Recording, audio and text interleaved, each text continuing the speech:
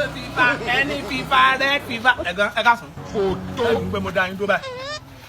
Láti lè ṣe good morning my neighbor ni. Ògùn là ń tà. Ògùn ara ríro inú dídùn ẹ̀yìn ríro. Ọmọ yín tó mọ̀ wé school. Typhoid fever, yellow fever, blue fever, green. Kódà ń ta FIFA World Cup gan. So, pápá máa rí ògùn kọ́ àti kàtà. Ẹ mọ̀ pé àsìkò táwa. Dusty. So ògùn kọ́ tó dájú ó wà bí. So mo wá ní advertise fún kódà pákẹ́tì 10 ni mo gbé jáde 6 péré ló kù ó ti ń lọ náà nìyẹn ẹ bá mi rà ẹgbẹ́ ògbọ́n ni mo ti lò bí ẹ̀nà ẹ̀sán kò bá mi lára mu pẹ̀ ó máa bẹ́yìn lára mu ẹ̀sìn tó kọ́ ṣé ẹ kọ́sẹ̀ rẹ ní abẹ́jogún rẹ̀ ẹ bá fẹ́ rògùn nìkan sọ.